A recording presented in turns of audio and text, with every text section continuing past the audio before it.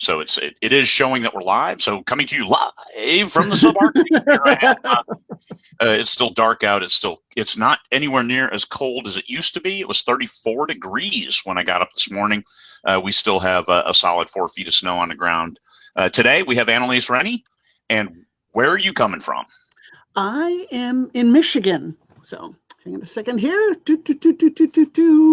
Right here. There we go. Yeah. Right between Detroit and Toledo. I was going to say, for our international audience, that means nothing. So I actually look at the map. I worked as a consultant in Toledo for 2 years and flew into Detroit. And then I got a rental car and I drove down to Toledo for the 1 week a month that I was working there. So that was, yes, I've taken that drive quite often. And it's not bad. Arrange my flights for off times. So how are you keeping busy nowadays? I am absolutely slammed right now, which is a good problem to have. We still have the outstanding issues with ACX and Audible delaying titles, which has wreaked havoc with everybody's marketing campaigns. But in terms of narration, right now I've got how many books in queue? I think 9 in queue.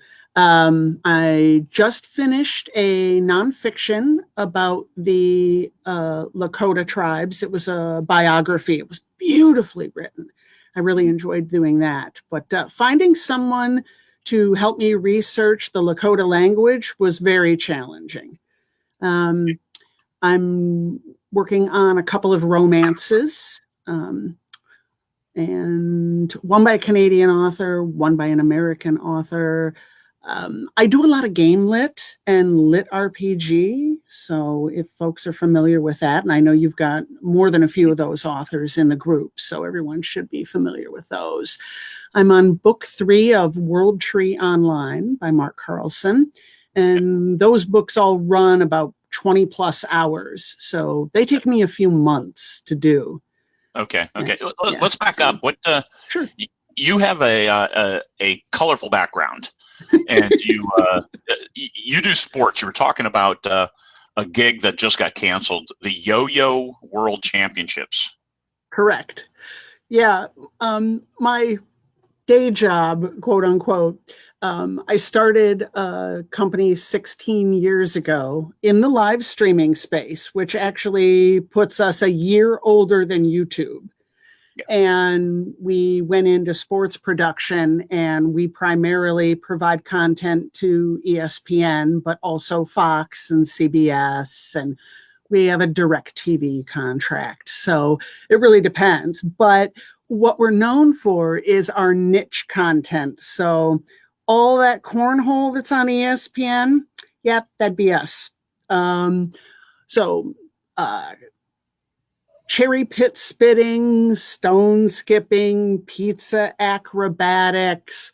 Hey, that stone skipping competition was one of the top YouTube channels, YouTube videos for a long time.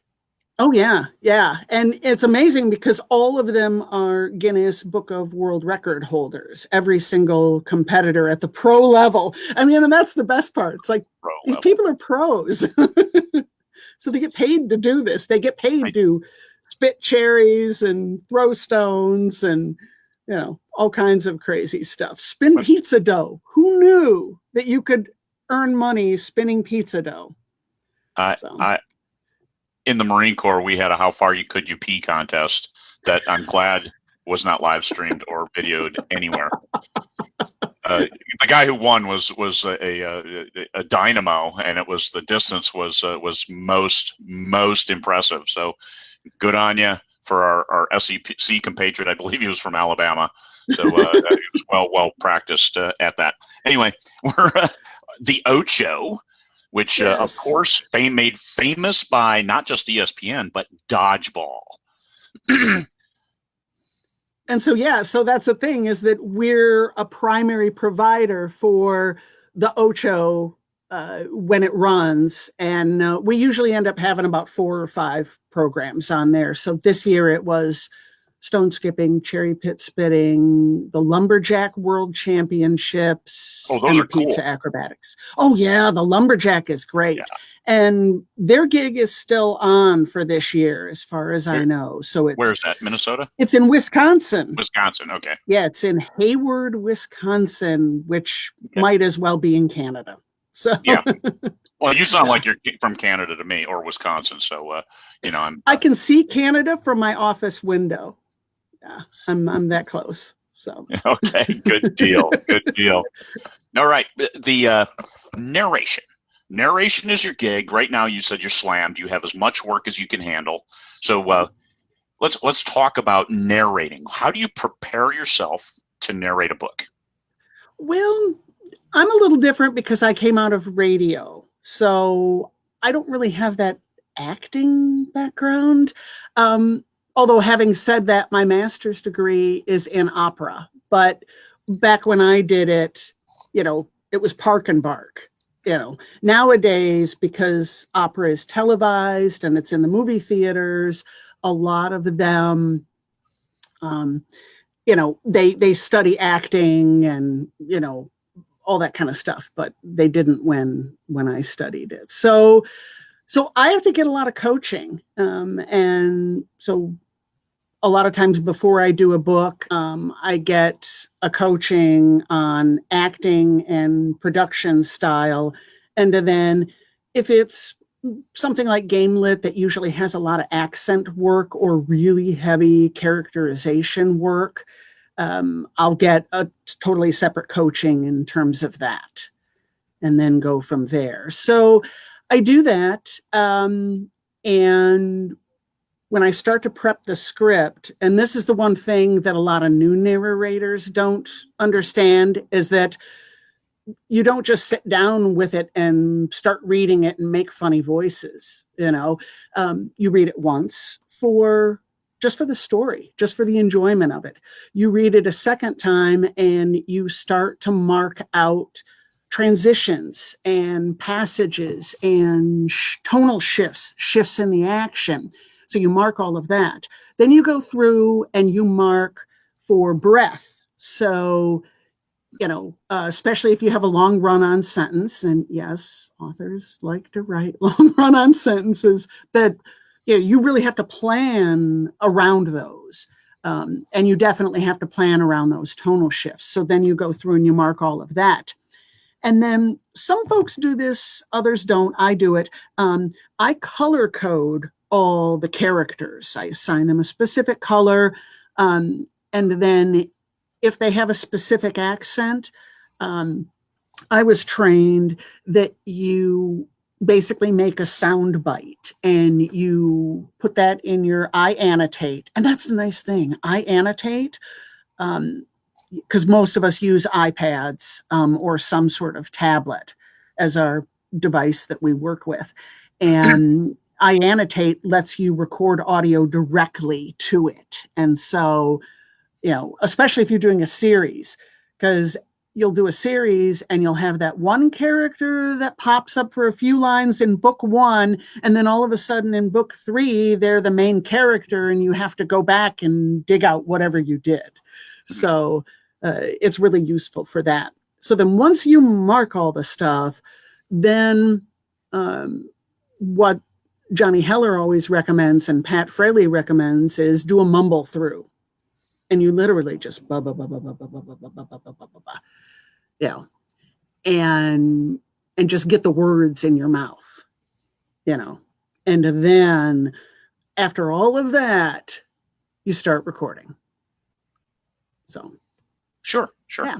Yeah, I mean, and you charge appropriately. I know various narrators do different things. Me, when I read my own stuff and do it live and record it, I just read. This is me reading my book. I try not to, I don't act the characters. I do get excited at certain parts, and I also, one thing that teaches, especially for authors, and this is for self-editing, is reading your own stuff aloud, because then your readers will also then it'll be a smoother experience for your readers, because you're going to see where the words trip you up, where you have alliteration, unintended alliteration that will trip the tongue. And if you do that too much, you're giving a reader an excuse to stop reading. And if you do that to your narrator, you do that too much to have your listeners stop listening. And this is things you don't want to do. So tense also will trip you up.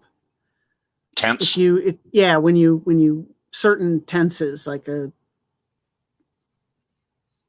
been a big discussion in the Narrator group about that recently. Don't use past pluperfect if you can use Thank these. you. I have very good editors, and I think we've realized a good place. After 4 million words, I get that right, and I get that right on the first pass. So the editors will clean up and make sure that we don't have shifts, because you definitely don't want that making it into your audiobook. Because here, if you have to rewrite a book later, and then you have the audiobook, well, you have to either leave the audiobook as it is, or you're going to pay additional sums to your narrator to fix it and re-upload it.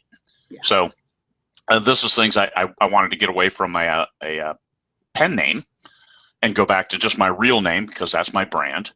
And all of a sudden, my advance that I got, it was in jeopardy. Not just, no, I would have had to pay them, the company that did my advance, to change that. They said, oh, no, we recorded this. So here's your costs. And I'm like, let's just leave it as the pen name. So that, I had all new covers done and everything with switching it from my pen name. And I hadn't thought about that all these audiobooks were under contract and we had gotten an advance. So instead of just fixing it, it's no, this will cost you, because we don't want to take a step back. So keep all that in mind when you do your book. So you don't want to jam a book and have it good enough and think, well, maybe I might rewrite it, tweak it. I haven't gotten feedback from a lot of readers yet, so there may be typos, and then immediately get an audiobook done.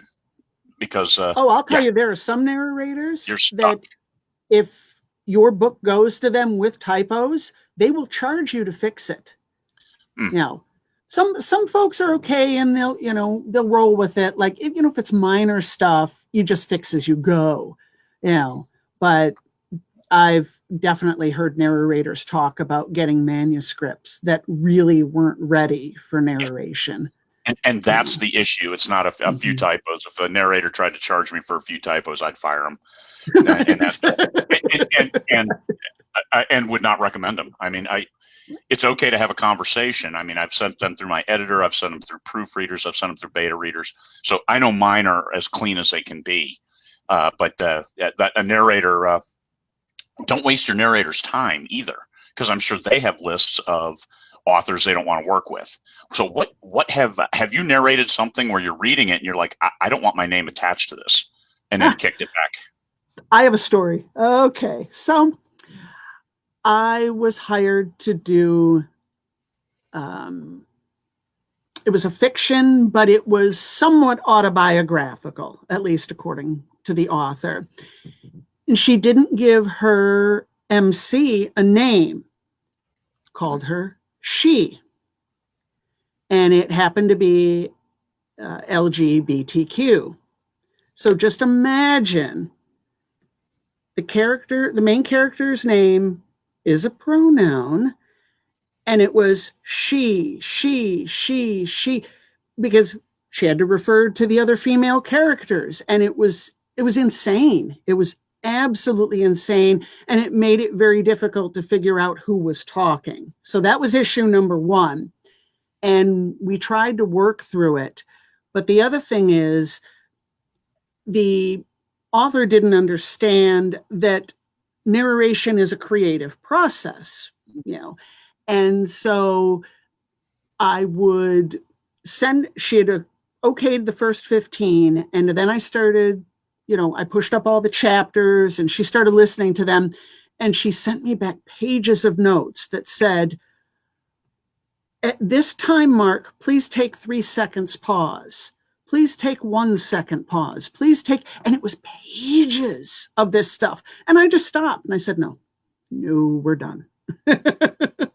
and I pushed it back and I said, you either need to narrate this yourself or find somebody else who's comfortable working like this. But I can't have this. Yeah, I would never do that to a narrator.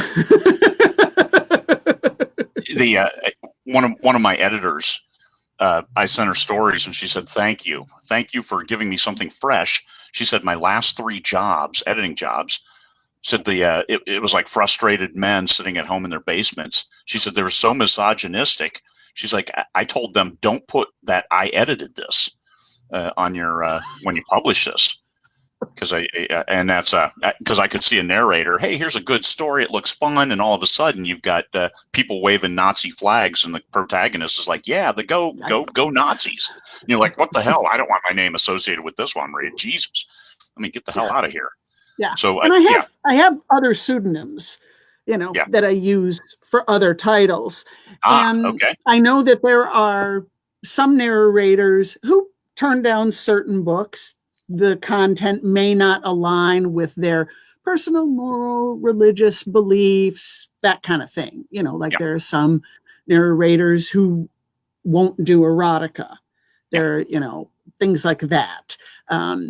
Others, that's why we have pseudonyms, so it's, it's really up to the individual person.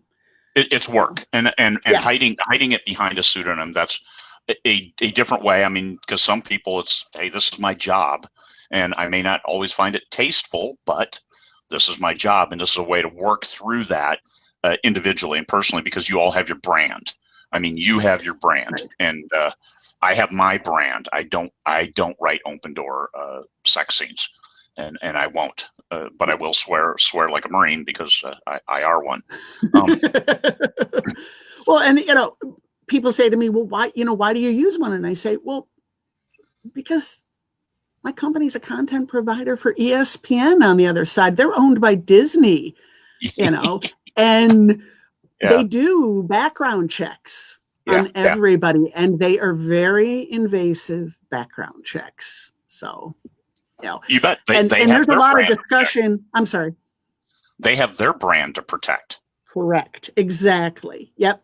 And there's lots of discussion in the narrator groups or in some of the more popular, especially the romance Facebook groups, about respect and honor the pseudonyms, because sometimes the listeners get very excited when they discover, oh, this person actually narrates erotica under this name, and then they out them and yeah, don't do that.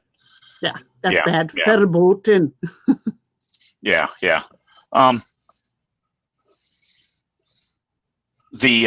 Now ACX, okay, there's been a delay. They said 30 days, maybe, kind of, sort of, to upload, but you upload and then you just wait. So you're not doing nothing during that period. Correct.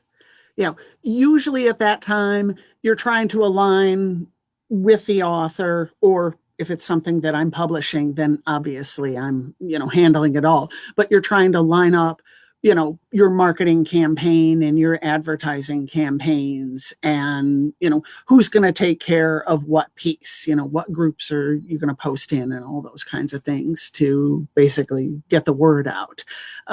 One thing we've noticed is, since they changed the promo codes, looks like the delays are starting to clear up. So the rumor, I'm going to preface this, say the rumor, because we don't have, exact statement from ACX, is that a lot of the bad players that were uploading code farming books, now that they've basically been dumped, it's really opened up the QA queue quite a bit. Well, and so I'm seeing things move faster. Yeah, ACX came out with that, and they said that's specifically what people were doing. Were uploading audio files that would take a while to pass, and then they would use all the free codes. And if you had a revenue share, that gave you 200 codes, vice 100. The normal person 50 plus 50. And some people I've heard had up to 400 codes, and I have no idea in God's green earth how anybody got 400 free codes. But they'd use them all, they'd get paid, and they had no overhead besides reading a bunch of garbage. I could take it a step further. So how they got the 400 was by controlling it on the narrator and the rights holder side. So they would have an account as a narrator and an account as a rights holder. Yeah. But where it got really shady was that there were YouTube videos teaching people how to do this. And then what they would do is they would create private Facebook groups and create, a couple of hundred fake email addresses and redeem all the codes with the fake email addresses, and then basically just pass them back and forth in these private Facebook groups. And they were making about $800 per book on average with those 400 codes. And it's like the book stuffers. It's all everything, and good on Amazon for interceding in that, and fairly quickly. Book stuffers. It took them years to get that stuff straightened out, but or pseudo straightened out. But the audio stuffers, that only started probably 4 or 5 months ago. It probably started well before then. The first people in were cleaning up, making $800 for an 8-hour audio, or even 4 hour of short audio, whatever it might be. Well, you're right. About 4 months ago or so, there was this massive influx of just absolute garbage code farming books. And the worst part of it is that there's also a lot of people who are looking at home-based businesses. And so there's also been a huge influx of narrators. Now, I've been on for 3.5 years. So not a long time in terms of years, but when I started, there were less than 40,000 profiles on ACX as narrators. There are now 140,000. Yeah. So it's really exploded in 3 years. You bet. But out of that, working narrators, probably about 15,000, 20,000 maybe. There's a good one. A good one. And as a narrator, how many titles have you narrated?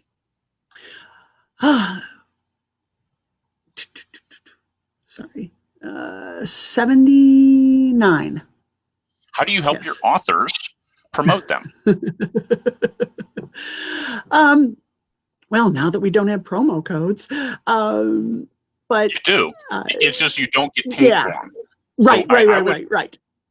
I would suggest that the legitimate authors, you may have lost a little bit of revenue, but you have the exact same access to getting your book out there via free and generating excitement and interest. So I don't think any of that has changed for legitimate authors. No, I don't either. And I use Jeffrey Kafer's service for promo codes because the folks that are signed up to his service, which is Audiobook Boom, and I'm sure people have talked about it in the group a ton, those people know that they are supposed to leave reviews. They understand that they've got to do it within 30 days. So that's the other thing, is that his service really helps you in terms of rank, in terms of also bots and, other people in the same genre, all kind of feeding into each other's sales. I can tell you from using his service, most of the people in his service tend to like science fiction, fantasy, and mysteries and thrillers. And then after that, romance, and then it sort of goes down from there in terms of the way that people redeem. Because I narrate in so many different genres, I actually keep track of it with an Excel sheet. And I keep track of who redeems the code, who writes a review. Do they actually really write a review, or do they do exactly 20 words so that they can just get another code? Because there are folks who do that as well. So, but I use his service. Obviously, I use Twitter and Facebook. I'm fairly active on Facebook in a number of groups. And now that I wear a publisher hat, it's even more so. But what I like to do is, if I've got a book on the narrator side and a book on the publisher side that can dovetail into each other, then I do a lot of cross promotion with those titles and those authors. I do a lot of games. So, I'll, in my promo group, I'll give away prizes and things like that. And so, do polls and questionnaires and, gifts on Amazon and things like that, although we can't do that right now. What kind of following do you have as a narrator? Well, it's not huge, but it's very dedicated. So I have listeners who listen to every single thing that I do, even if it's not their preferred genre. And those are the kind of listeners I want. Yeah. And there are some genres where I've had listeners say, you really shouldn't be doing this. And I take the constructive criticism and try again. Maybe my voice wasn't their cup of tea. Yeah. Well, it's Michigan. I mean, it's not. So, we have a question from Margaret Lashley. All right. On the Margaret, how are you? All righty. What's the best way to find a narrator with a following in my genre? And what are the red flags to look out for with a narrator? All right. What's your genre? She's mystery, cozy mystery. Aha. Okay. So mystery cozy, as a general rule, tends to be the bailiwick of my voice type and my age range, which is usually female narrators that are 40 and up. At least it's been that way. Now I see that the genre is starting to expand and a lot of the main characters are starting to become younger. So in terms of finding a narrator with a following in that genre, oh gosh, and I know I'm going to pronounce her name wrong. Sands, Zay Sands, has a huge following in that genre. Who else does that? Carol Monda does it. I'm going to forget finding the name, finding but that I'm going to have where to. Yeah. Where would they? Where would you go to find that narrator? You can look up Cozy Mysteries on Audible, and you can, using their filters, you can look for most reviews. That would be where I would start personally and see who's getting the largest number of reviews for that particular genre. And if you can find a specific book that you think is very close to yours or an author who's close to yours, if you're on Amazon proper, just click on the audiobook version of that other author. It'll show you who the narrator is. You can listen to their samples. Narrators are easy to get in touch with. We've got a couple of big Facebook groups, and the one that authors are allowed to join is the Indie ACX Narrators group, and I can provide the link to that. And we do have more than a few authors that are in there. And you're welcome to post if you have a casting call, and you'll get bombarded. Your messenger will blow up like crazy. I guarantee it. In terms of things to look for. So it used to be, oh, well, don't ever take a narrator if they've only done 4 books. Don't take a narrator if they're completely outside of your genre. I don't agree with that rule anymore. Now that I'm also on the publishing side and I get to sit on the other side of the table. I had a fellow narrator. I had a romance that, was a duet. And so I needed to partner him with somebody. And he said, oh, you should try Stephanie. She's really great. She doesn't have a lot of experience, but she's really great. And she sent in an audition, and I was absolutely blown away. And I've now booked her for 4 romances because she's just got that sound. It was perfect. It was phenomenal. But she had no profile on ACX. She didn't have any standing in the community, but she had the acting chops. So, red flags.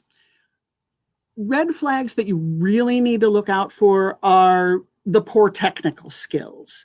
Listen to everybody's samples and, train your ear to hear the difference.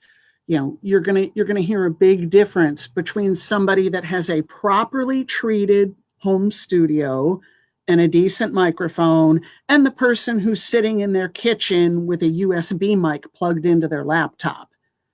There's going to be a world of difference, and you might hear a lot of noise in the background, things like that. When you are listening, don't wear these.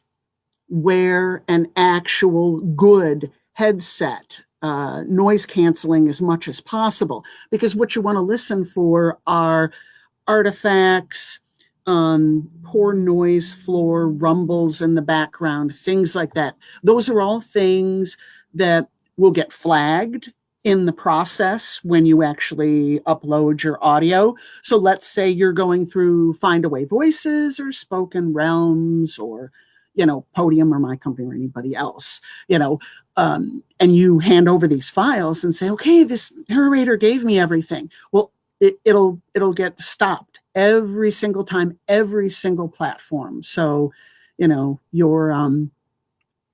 because I do wide distribution.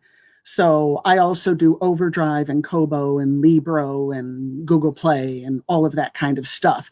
And they all have different requirements. So you really want somebody that, first of all, has got their tech solid, because then that way you don't have to worry about it. And you can start thinking about the performance. When it comes to performance, you want a storyteller. You don't want somebody who's just sitting and reading into the microphone and they sound like this.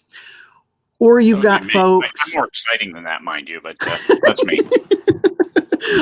I wasn't implying anything. And the USB mic, that's me. Kitchen, no, I'm in my office with the backdrop of Central Alaska, but sure. Otherwise, yes, that's me. Sound dampening consists of a bed behind me, a curtain, and too much stuff. So there we are. But I don't narrate anybody else's stuff. I will read a short story or two here or there, but that's it.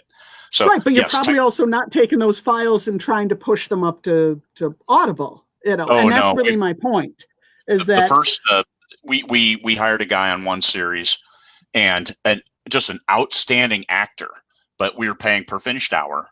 And he had to upload the files, and they kept getting kicked back for technical wrong megahertz on the. Oh my God, it got kicked back 4 or 5 times because of technical issues, and then he bailed. So we had to get a new narrator for the last 9 books in the series, and it made it a challenge. So this is the thing. We're trying to do a favor and as well as save a few nickels. And the thing with your narrator who has excellent acting skills but has no following is then it really becomes it is incumbent upon the author to be able to sell those audiobooks. My personal favorite author narrator is R.C. Bray, and if you can get him, you're going to pay. You're going to be in the queue somewhere down the future, and he is going to sell a lot of your books just because R.C. Bray, Luke Daniels, Nick Podell, Oliver Wyman, Johnny Heller. On the female side, Kate Rudd is one of my narrators. She's SAG-AFTRA. She's huge. She's a great actor. Now, she doesn't push as much on the sales side, but just she has so many titles under her belt, and she's such a quality narrator. You don't have to do anything. You just say, here's the manuscript, and I record a quick audio of names and place names and things that I think have a certain definition. I record that, and I send it to her. This is how I pronounce it, and do your best. And that's and then I never deal with it again until it's like, oh, hey, it's uploaded. Here's your codes. That's that's all I do. I can't approve it because I can't stream audio here. So I have never listened to any of my own audiobooks. I have, I think, 60 or 70. I always have to ask somebody else, can you listen to this and review it? So yes, I've never listened to my own audiobooks. I am impressed. That is a level of trust. Yeah. That's amazing. I really don't have any choice. Now, Tantor, those guys are great because they said, hey, we heard that you've never listened. So they sent me discs. They sent me they send you a CD.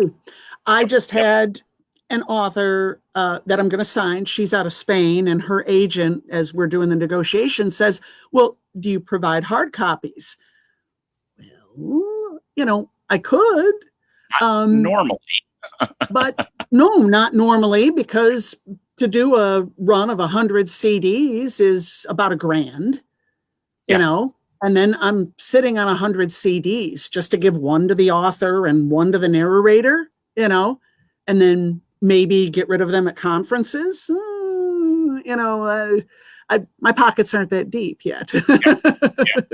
Oh, and that's it. But you get it in the contract. You just include it in the overhead costs.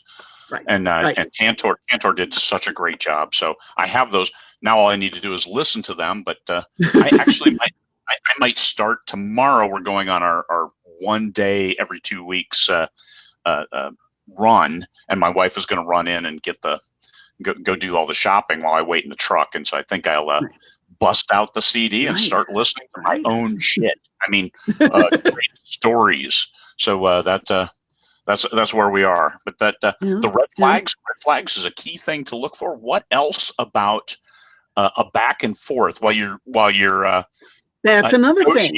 While you're you definitely want. Okay, sorry, my hair keeps pulling the earbud out. So, anyway, that's another thing. Is obviously somebody who is fairly responsive, with the understanding that the narrator's process is usually like this. So you'll get the book, you'll do your prep for the first 15, you'll turn it in, the two of you will chat back and forth about characterization and pronunciation and things like that. And then once you approve that, the narrator, for the most part, usually goes off full tilt boogie and does their thing. And you don't get anything or hear anything until they're completely done. And that's the normal standard process. We hear all kinds of stories about authors who say, well, I want you to upload each chapter so I can approve it. Well, that's actually not a good idea for a couple of reasons. The main one is the fact that, again, it's acting and storytelling first. And sometimes it takes you a while to get those characterizations in and kind of in their sweet spot.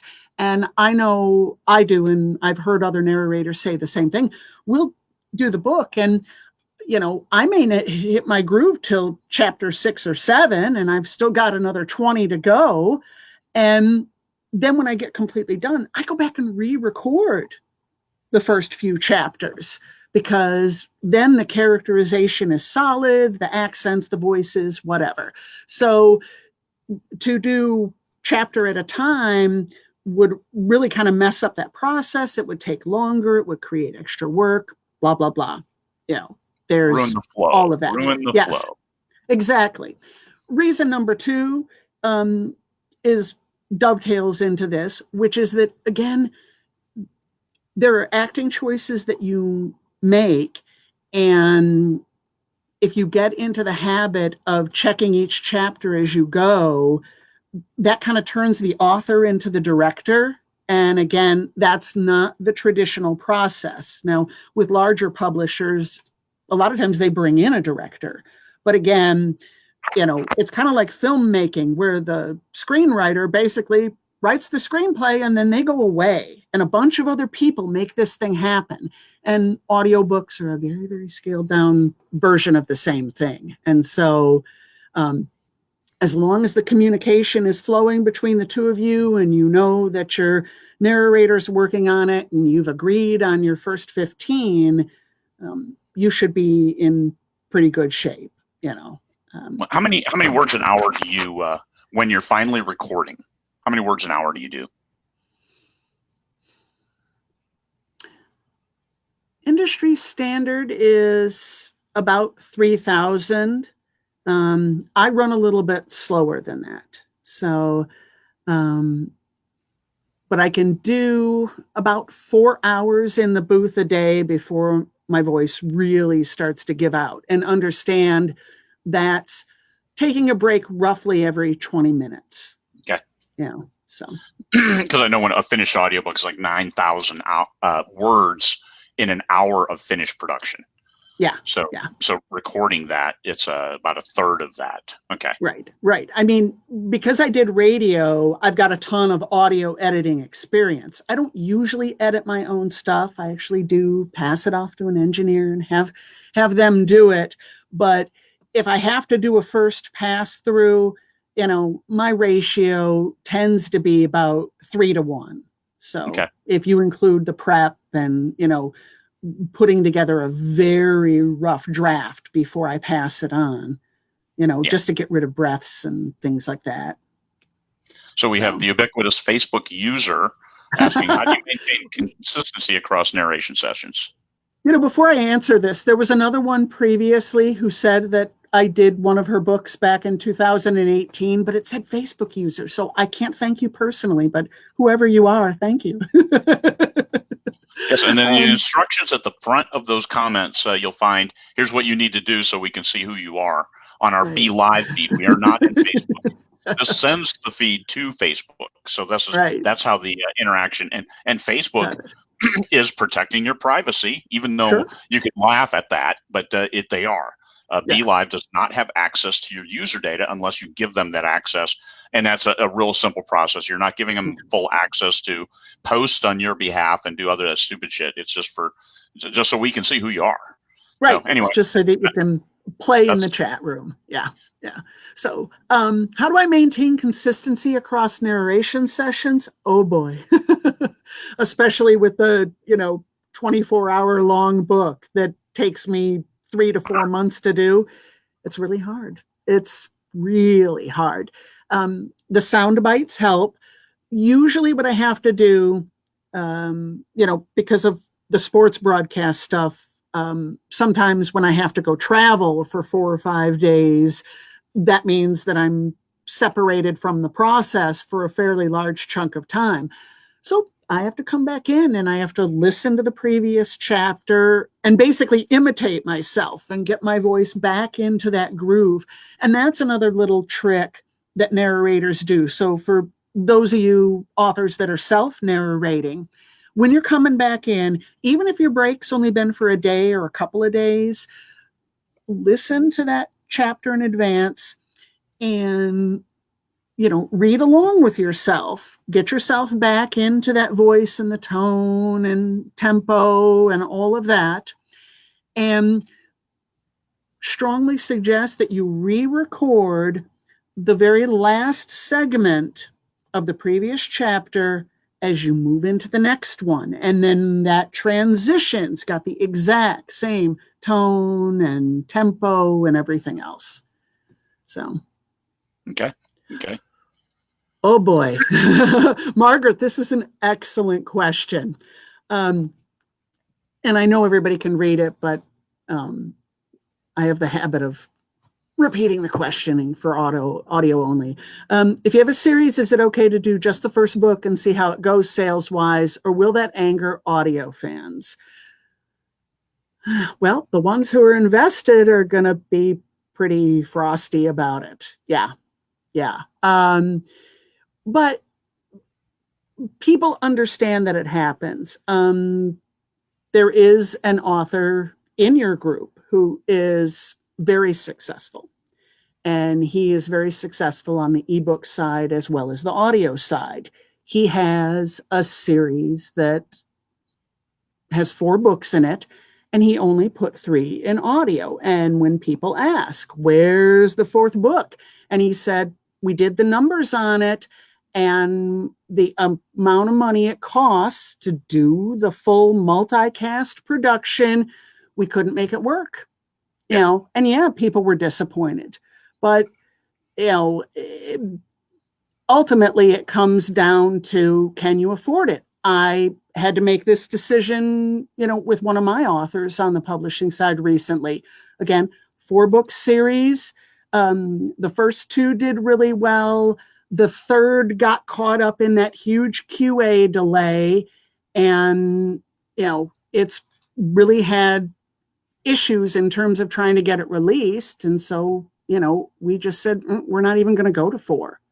We're just going to do the 3 and we're going to be out. And I felt really bad because each book had a different main character and all the other characters interacted with each main character. And I had 5 narrators on each book. And so each narrator, got one of their own books. And then there was a utility person, which was actually me. I did a bunch of little small roles.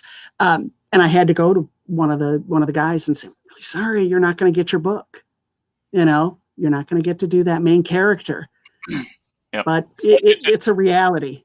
It's purely a business decision. I mean, my own successful indie author series, I was selling so damn few audiobooks. The only money I made on them was the free giveaways. And then I didn't get all my narration fees back because I pay up front.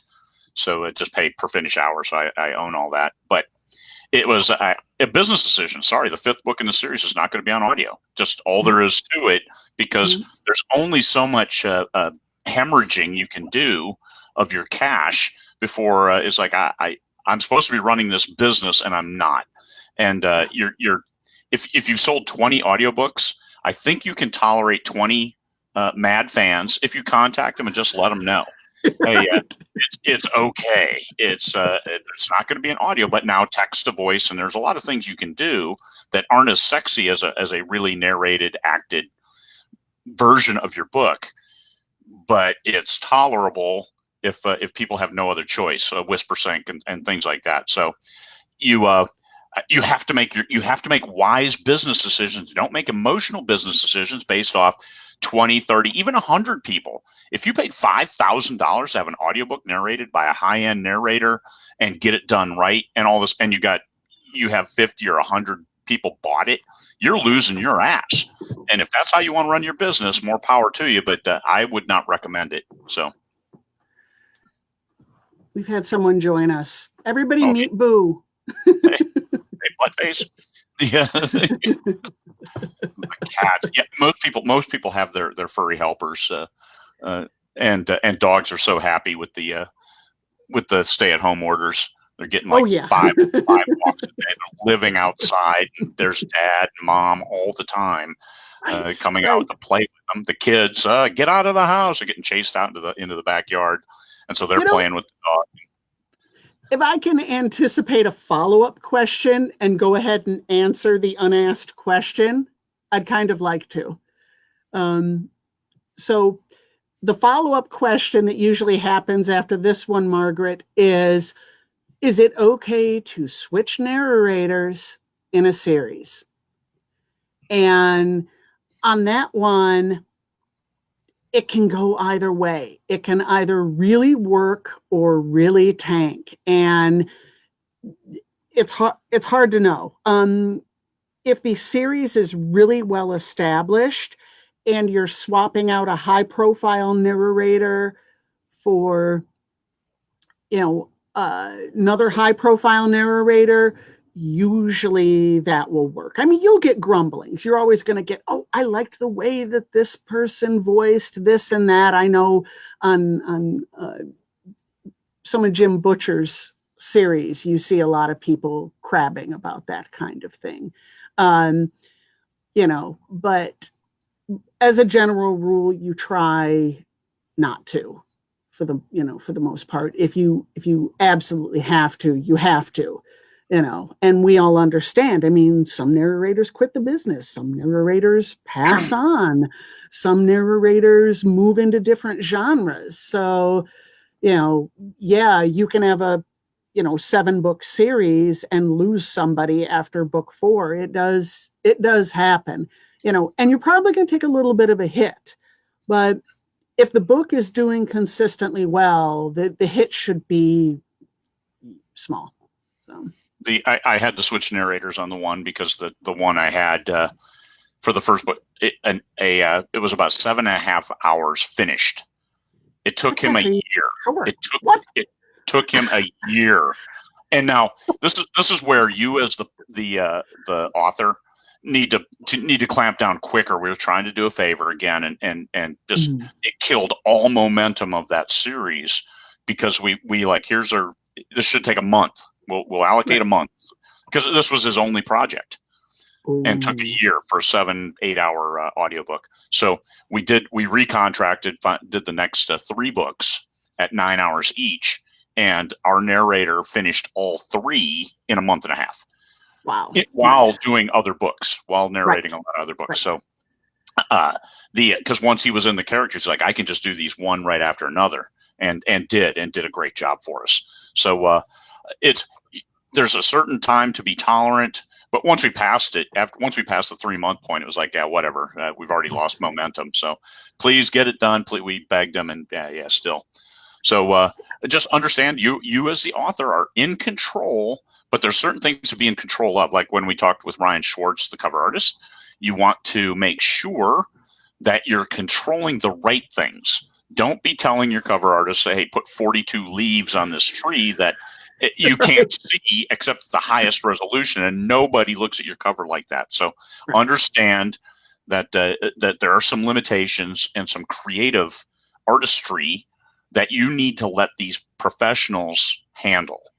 And same thing with narration. One guy narrated a book, and I'm like, oh my God, I missed that you put a heavy Middle Eastern accent on this one character when right up front I state in the book he could pass as an American because he spoke almost unaccented, and the narrator missed that. And I'm like, oh my God. And he's like, well, we'll have to re-record it because that was in the first 15 minutes and you missed it too. I'm like, oh fuck. So that was a nice nice bill that I got to eat. However, the audiobook is doing okay in that, and because it's the incremental part of that to the story was his ability to pass off as an American because it's a terrorist thriller. So heavy accent that it's like, fuck, that doesn't achieve what I wanted to achieve. So I really, and that's on me. It was in the first 15 minutes and I listened to it. I'm like, oh, okay, good job. It was my very first audiobook that I personally had done. So don't be like me. This is something in your control, and make sure that if you have a character speaking who's unaccented, I just appreciate. I'm like, hey man, he's doing great. Look at this is great. And then it's like, oh shit, because by the time I had him do it, I'd already written 6 more books, so I almost forgot what that one was. And that then in the end, it's like it dawned on me, oh my God, that takes out one of the major elements of the story. So missed it by that much, and that is 100% on me. So if I can add on to that, if you're doing a series, talk to your narrator. Ask them what accents they do really well. That's what Mark Carlson did with me. He said, well, what accents do you like to do? Because I had so much trouble with Scots when he put it in the first book. Of course, now that I've done 60 plus hours of a Scots accent, I can whip it out whenever I need it. But, for the first book, it was I thought hellish. You said you didn't do erotica.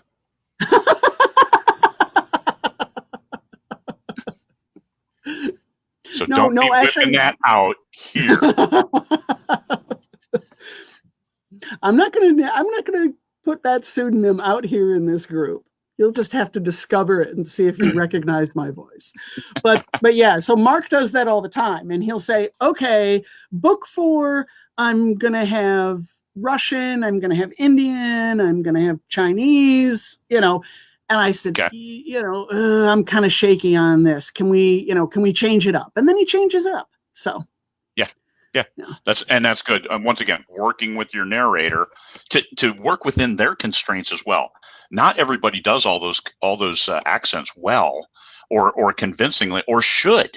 Some of them actually shouldn't, and that's another thing to watch out for, because it's very, very difficult. I lived in Russia for 2 years. So when somebody tries to do a phony Russian accent, it is harsh on my ears, because I was so used to hearing it. People who lived in Europe, people everywhere. If somebody doesn't do the accent well, it just hoax up your whole book. And so it would be better not to do that. You can throw in Russian words and avoid the Russian accent and just slightly hit it so it's not offensive to those who understand what it should sound like. And this is something, understand your narrator's limitations. Very, very few of them will do all of the accents well. I mean, you're not hiring PJ Oakland is who you're thinking of. Dr. Dialect, probably.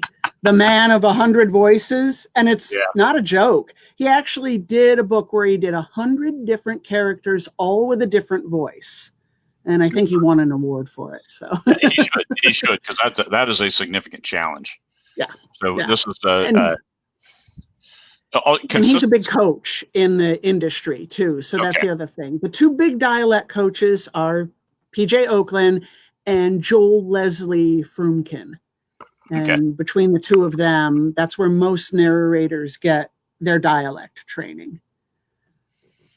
So that's also what you're paying for when you hire narrators. That's Some correct. of them are higher because they've studied this art. And just like you, anybody who writes, you authors out there, are you an expert author with your first book? Probably not. But with your 100th book, I would hope that a lot of the issues that you might have had with your first book are in the past, because you've learned, you've studied your art, and you've read a lot of books, and you've studied, and you've worked, and you've watched some YouTubes on how to craft narrative, and you come to the 20 Books Vegas conference where you learn from some of the best, like John Truby, if you want to talk about story and things like that. What does it take for you to be a professional, and what does it take for a narrator to be a professional? Just understand that's what you're paying for, not just, hey, it's a 9-hour book. You can whip it out in one day. You can do the production work tomorrow. You can have this done in 3 days. You got to be realistic. Do you want this quality narration? Do you have a complex story that they really need to read 2, 3, 4 times before actually understanding where to shift, where to change the tone, where to pick up the pace, where to slow it down? And this is, all narrators will read your book at least once before they go into the studio to record it. Many will read it multiple times. As Anneliese said earlier, she reads like about 3 times with a different perspective on each one. And so if you have a 100,000 word book, that's roughly 30 hours of prep time before we even hit the mic. Records the first minute. So understand, this is what you're asking for whenever you have a narrator do your book. And so when you're trying to quibble over $100 per finished hour versus $325 per finished hour, that's what the 100 per finished hour is probably one read through and then record. The 300 and higher, when you're talking some big prices, it's a lot of training, it's a lot of background, it's a special in-house studio with noise dampening. That this is a professional recording done by an artist in the industry. So just keep that all in mind when you're trying to hire people. And we also have costs, if I can jump in on that. And that's something that I think authors don't realize, is that if you're hiring, and this gets back to the red flags, if you're hiring somebody who's really new, they might not be aware of the fact that they absolutely have to have their book proofed. It's just, and it comes in any kind of editing, whether you're doing audio editing or video editing, you get desensitized to it and you miss things over and over again. And so you don't ever want to proof your own work, because you've already listened to it a bunch of times in the recording process, and you're going to miss mistakes that you've made. It's guaranteed. And so you always hire out your proofing. So, in that hourly rate that we quote you, we're figuring in 2 costs. One is a proofer, and the other should be an engineer. Like I said, most narrators don't have the skill set to really engineer and master properly. There are folks that do, and they do it very well. But, even though I've got tons of experience from doing it in radio and for having to do it, for post-production in television. I still don't engineer my own stuff, mostly because one, I like to save time so that I can work on narration, because that's really the focus. Two, I find that I question my acting choices if I'm doing my own editing. So that's something that I don't want to do because it's one hell of a rabbit hole. And as a narrator, you can go down there and it isn't pretty. So yeah, I actually have an audio listening team that then checks for me because I don't listen to my own stuff. So this team then will listen to everything, even while doing other things. It's okay, but still they catch like a mistitle and things like that might get a kickback from ACX. We don't want that. Right. But what, proofers are, they're checking all kinds of things. They're checking the breath control, and they're checking tempo, and they're checking consistency of characterization, and even things like, pauses or other acting choices that we might make in the moment. A good proofer will come back and say, that doesn't work for this particular genre. Because there are style choices that you make for each individual genre that don't always cross. And you'll see that some people specialize in certain genres and don't touch others. So we've been on for over an hour. So I was wrapping up there. Actually. Sorry. That's what that was. Wrapping up to cut off and declare victory for today and get back to writing words. I've got a book that I will finish by Sunday. I will. All right. Thanks, Anneliese, for coming on. Appreciate it. And, thank you. And thanks to everybody out there. I appreciate the time. You have a great day. You do the same.